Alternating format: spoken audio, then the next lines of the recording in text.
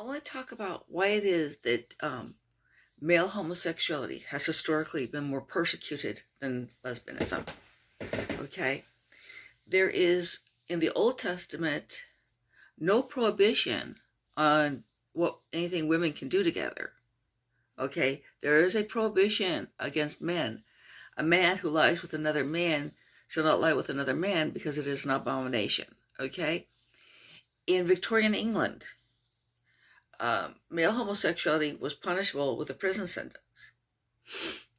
Okay, Oscar Wilde spent 2 years, I think a couple years at hard labor, specifically because of male homosexuality. There was no law against female homosexuality.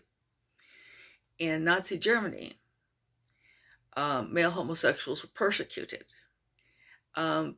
Lesbians didn't do anything illegal, although some of them might run afoul of the law under antisocial sort of laws, but there was no specific law prohibiting it. And this is a cross-cultural thing. Now, why would this be? Okay, there's a couple reasons why male homosexuality might be singled out for persecution. One is that before you had overpopulation, you had a fear that maybe there wouldn't be any population. Okay, and the man who has sex with another man, that is lost to reproduction. Can't take it home and get his wife pregnant with it.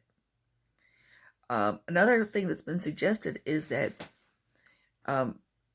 unmarried men don't take on the responsibilities associated with supporting a wife and children. And while this would be true of unmarried men who are celibate, as well as those who are homosexual, the difference is that the man who is homosexual is seen as getting the good parts of sex. He can get the intimacy, he can get the pleasure, but he doesn't take on the responsibilities associated with it. Now, with women, since they are the child bearers, what people were most interested in was whether or not you could identify the father of her child. That was the principal interest of society. There just wasn't any interest in what women might do together when the guys are away. Because, no matter what she's done with her lady friend, it doesn't make her any less likely to get pregnant when the husband comes home. Okay. Another thing about that is that I also think that male to female transgendered people have been more persecuted, or this is my take on it, have probably been more persecuted than female to male. Now, why would that be? I think that the perception is that the man who goes to female, who takes on the female role, is getting out of the risks associated with being a man. He's getting out of the risks of having to protect women and children, of having to maybe risk his life as a soldier, but he does not take on the risk of getting pregnant. Now, a woman who goes from female to male role